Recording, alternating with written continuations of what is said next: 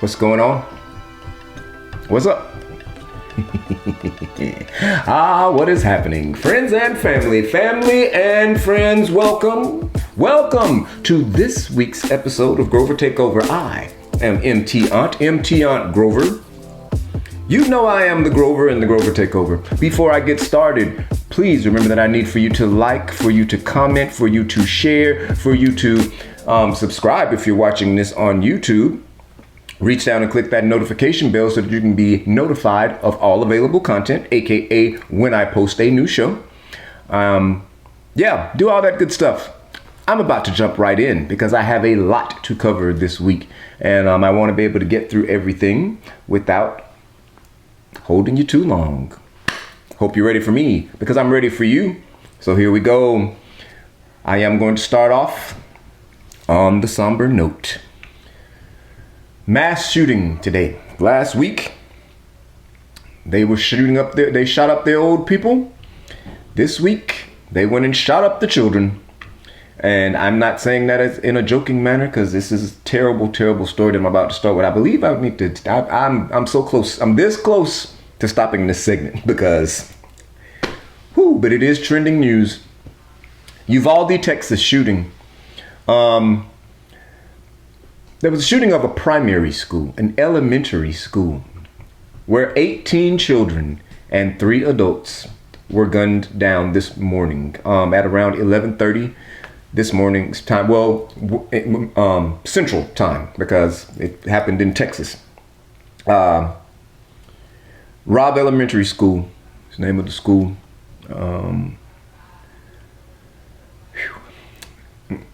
18-year-old shooter, Salvador Ramos. He was allegedly a member of this very community, like this place, Uvalde. I've never heard of it, but a population of about 21,000 people, residents that they said. Now, investigations are on the way because it's believed that he shot and killed his grandmother before going to the school to shoot these victims. They were saying all day long that there were 14 children and 1 adult. And then, with children missing and scattered all over the place, they realized later on that there were 18 children, 3 adults. Hopefully that's it. I hope the number has not gone up. That number is the number that I saw right before I sat down to shoot this. Many were also injured during the shooting. They were using a civic center like auditorium space basically to inform and tell these parents who came, of course, rushing from work and home and wherever they were to try to figure out where their children were, and were being informed and given some of the worst news ever. Earlier today, I believe, just because I think of the location of where the shooter was inside of the school, a lot of these were 10-year-olds, meaning they were in the 4th grade. This child that shot these other children was clearly mentally ill. Now, he's dead. They killed him, the shooter. He was a Hispanic teen. His name is Salvador Ramos. And now he has been identified as a white Hispanic. There's no such thing. There's no such thing as a white Hispanic.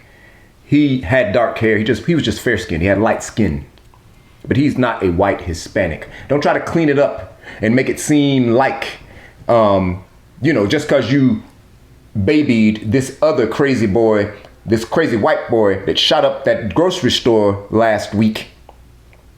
And the same way you babied Kyle Rittenhouse, who also magically happens to be white.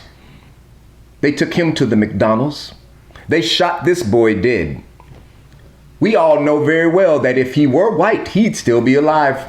I am not about to get into all of that. I'm not even going to do it. But don't be trying to create no new race of people just to clean it up and make it seem like you finally killed somebody white for doing something wrong. About to skirt because I already feel the heat rising and I don't have that fan on over there and I don't want to start to sweat.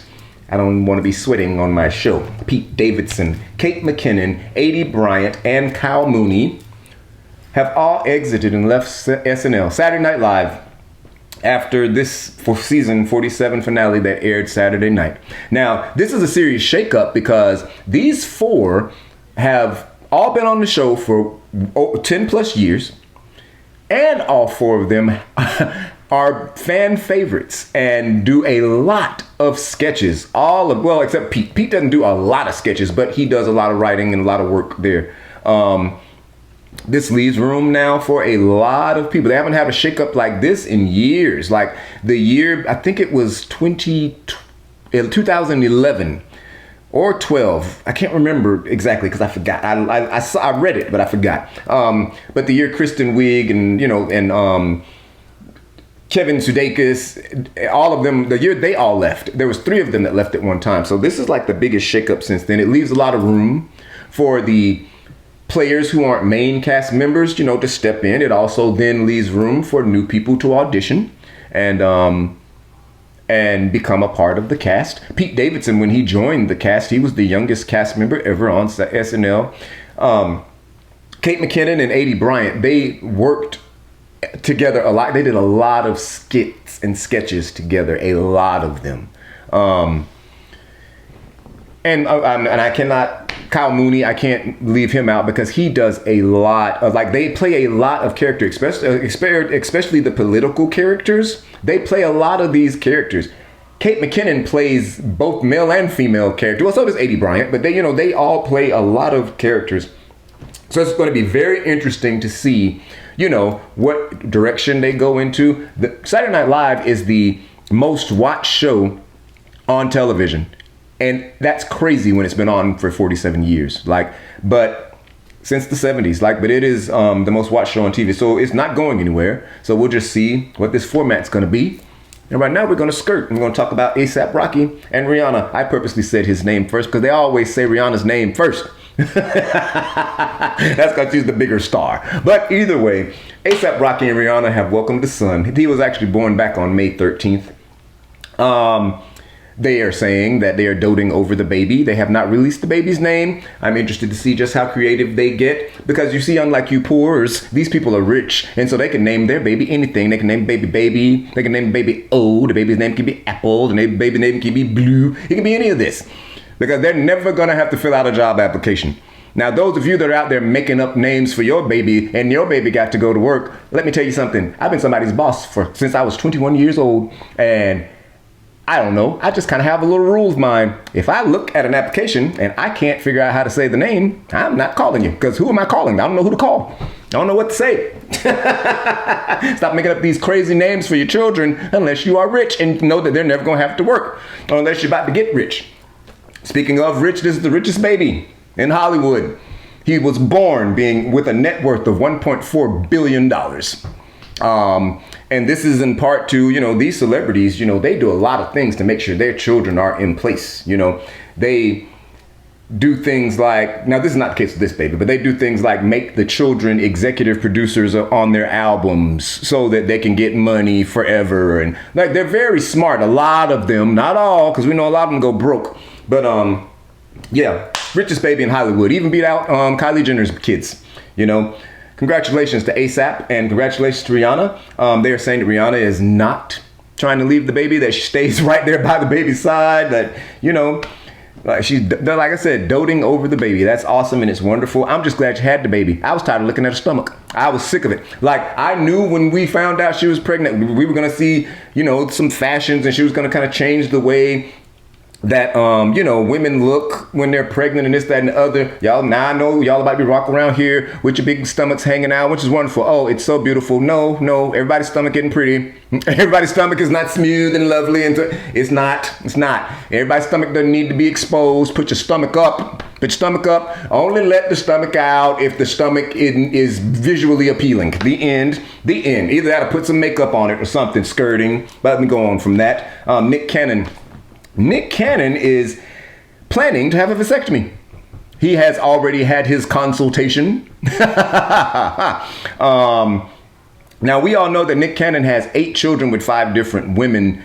So I don't really see the purpose of this. Well, I do see the purpose. You want to have this vasectomy so you can keep on raw dogging all these women and getting your rocks off, which is wonderful. Wonderful for you. it for you if that's what you feel like you need to be doing. Yeah, the clinic, you keep that up. That's where you're going to be. You're not going to have to worry about that lupus. You're going to have some other pusses going on. You keep that up. Either way, not important. People have a lot to say about this because this man is literally creating broken homes. He's creating them, like, just off top. Now, he and these women, with the exception of his first children, because he was married to his first baby's mom, Mariah Carey. He has not been married to any of these other women. They're having these children for him because he asked them, Nick Cannon has health issues. And so it's been rumored, and people have said that he has created all these children because he knows he's sickly, has lupus and complications with the lupus and things like that. And that he may someday need a viable bone marrow donor. And so I guess when you got a legion of children, one of them, 1 out of 8 has got to be able to keep me alive, I don't believe, I feel like that is the harsh way of saying it. I believe that Nick Cannon did this because something happened in his mind when he got really sick a couple years ago that made him feel like he might not have much time to live. Here's where I'm going with this. There's no way in the world, and I don't care. I know Nick Cannon can afford to have all these children. And I say, let him.